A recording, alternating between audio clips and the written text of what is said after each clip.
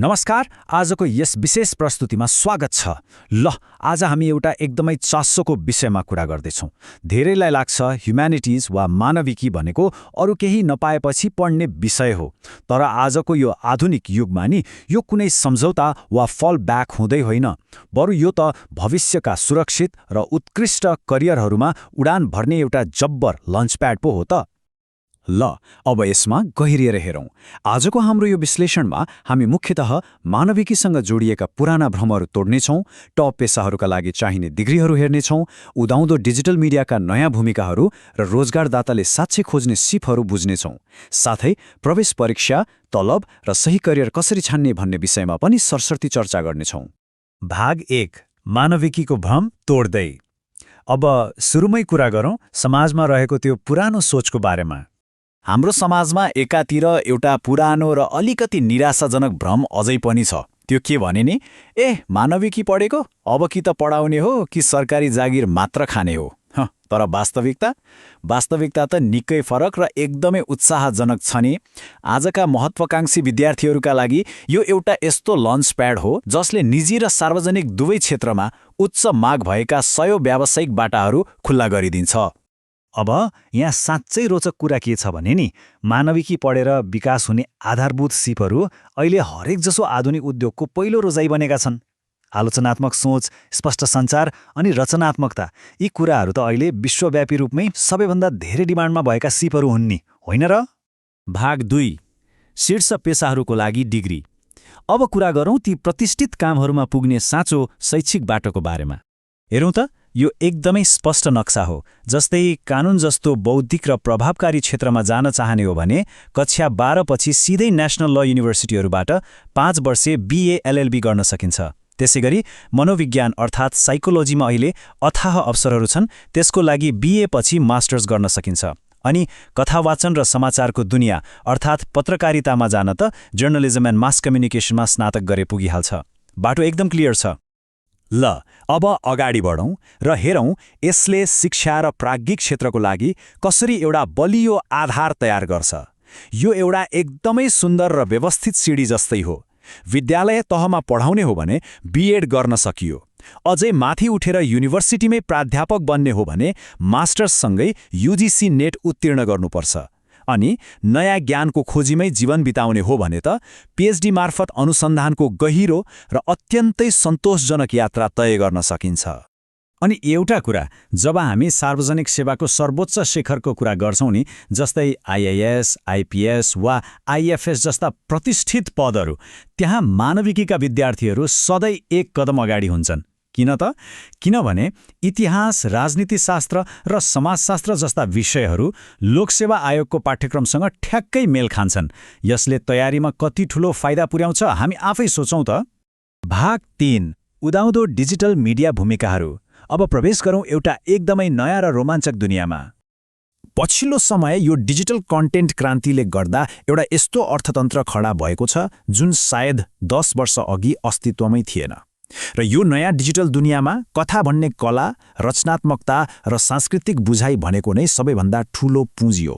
र यसैले गर्दा मानविकी पढेकाहरूलाई यहाँ पनि अर्कै लेभलको फाइदा हुन्छ। अहिले हेरौँ न, कन्टेन्ट क्रिएसन र ब्लगिङ, सोशल मिडियाको म्यानेजमेन्ट, कपिराइटिङ र पडकास्टिङ जस्ता क्षेत्रहरूमा कति ठूलो उछाल आएको छ। ठूला टेक कम्पनीहरू हुन् या चर्चित ब्रान्डहरू वा भनौँ राजनीतिज्ञहरू नै किन नहुन्, सबैलाई प्रभावकारी सञ्चार गर्न सक्ने विज्ञहरूको एकदमै खाँचो छ। यीमध्ये एउटा एकदमै विशेष र डिमान्डमा रहेको भूमिकालाई हेरौँ, UX राइटिङ। यो भनेको खासमा एपको इन्टरफेस वा प्रडक्टका विवरणहरूलाई स्पष्ट र मानिसलाई तान्ने तरिकाले लेख्ने कला हो। शब्दहरूप्रतिको लगाव कसरी स्टार्टअप र ई-कमर्स जस्ता हाइटेक क्षेत्रमा एउटा आकर्षक कमाई हुने पेसामा बदलिन्छ भन्ने यो एउटा गजबको उदाहरण हो नि। त्यसैगरी अर्को एउटा निकै तीव्र रूपमा प्रोफेसनल बन्दै गएको क्षेत्र छ पोलिटिकल PR अर्थात् राजनीतिक जनसम्पर्क। चुनावको बेला क्याम्पेन चलाउनु पर्यो वा नेताहरूको कुरा जनतासम्म प्रभावकारी रूपमा पुर्याउनु पर्यो भने त्यहाँ अरूको भावना बुझ्ने र उनीहरूलाई कन्भिन्स गर्न सक्ने क्षमताको ठूलो भूमिका हुन्छ। र यो सिप भनेको त मानविकीको एकदमै कोर सिकाइ हो। भाग 4, रोजगारदाताले महत्त्व दिने प्रमुख सिपहरू। अब प्रविधिले गर्न नसक्ने ती अद्वितीय मानवीय क्षमताहरूबारे कुरा गरौँ। यहाँ सबैभन्दा महत्त्वपूर्ण कुरा के हो भने नि प्रभावकारी सञ्चार, भावनात्मक बौद्धिकता अर्थात् इमोसनल इन्टेलिजेन्स र समस्या समाधान गर्ने क्षमतालाई अब केवल सफ्ट स्किल मात्र भनेर पन्छाउन मिल्दैन। यी त अत्यन्त आवश्यक र रोजगारदाताले सबैभन्दा धेरै खोज्ने अद्वितीय मानवीय क्षमताहरू हुन्, जसलाई कुनै पनि मसिन वा अल्गोरिदमले सजिलै कपी गर्नै सक्दैन। भाग 5 प्रवेश परीक्षा र तलब। ल अब अलि ठोस तथ्याङ्क र नम्बरहरूमै कुरा गरौँ है त। 21 लाख रुपैयाँभन्दा बढी यो कुनै सामान्य रकम होइन। यो एउटा वरिष्ठ आइएएस अधिकारीको औसत वार्षिक प्याकेज हो। यसले सिधै के देखाउँछ भने मानविकी पढेर त कहाँ राम्रो कमाइ हुन्छ र भन्ने त्यो पुरानो सोच अब पूर्ण रूपमा खारेज भइसक्यो। ल यो एनर्जीलाई कामै राखौँ है। अर्को नम्बर पनि हेरौँ, 12 लाखभन्दा बढी। यो चाहिँ टप ल फर्महरूमा काम गर्ने अनुभवी कर्पोरेट वकिलहरूको औसत वार्षिक प्याकेज हो। साँच्ची राम्रो छ नि, होइन त? अनि राष्ट्रिय स्तरका मिडियाहरूमा वरिष्ठ सम्पादकको भूमिकामा काम गर्दा 8 लाखभन्दा बढीको पारिश्रमिक पाइन्छ। यसले के प्रमाणित गर्छ भने आफ्नो रुचिको काम गर्ने प्यासन र राम्रो आर्थिक आम्दानी, यी दुवै कुरालाई मज्जाले एकसाथ अगाडि बढाउन सकिन्छ। तर यी सबै कुरा पाउनको लागि नि प्रतिस्पर्धात्मक प्रवेश परीक्षाहरूको बारेमा चाहिँ एकदमै स्पष्ट हुनुपर्छ। यो टेबलमा हेरौँ त। निजामती सेवामा जान यूपीएससी, कानुनको लागि क्ल्याट, फ्यासन डिजाइनमा जान निफ्ट वा केन्द्रीय विश्वविद्यालयहरूमा पढ्न CUET, यी परीक्षाहरू नै वास्तवमा ती उत्कृष्ट अवसरहरूका मुख्य ढोका हुन्। भाग 6 करियरको बाटो छनौट। अब यो प्रस्तुतिको अन्त्यतिर आउँदा केही एकदमै व्यावहारिक सल्लाहहरू हेरौँ। काउन्सिलर वा अभिभावकहरूले जे पढे नि हुन्छ जस्तो गोलमोटोल सल्लाह दिनुभन्दा विद्यार्थीको आफ्नो व्यक्तिगत खुबीलाई ठ्याक्कै मिल्ने करियरसँग जोडिदिनुपर्छ।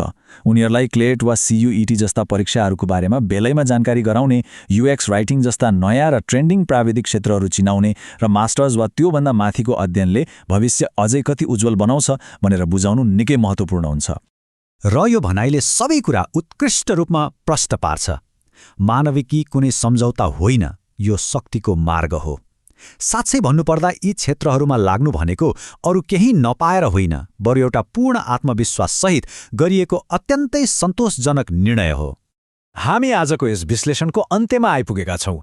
यी सबै तथ्य र सम्भावनाहरू हेरिसकेपछि एउटा निकै गहिरो प्रश्न उब्जिन्छ। चारैतिर प्रविधिले भरिएको यो नयाँ युगमा के अन्ततः हाम्रो भविष्य तिनै मानिसहरूको हातमा सुरक्षित छ जसले साँच्चै मानवता बुझेका छन्?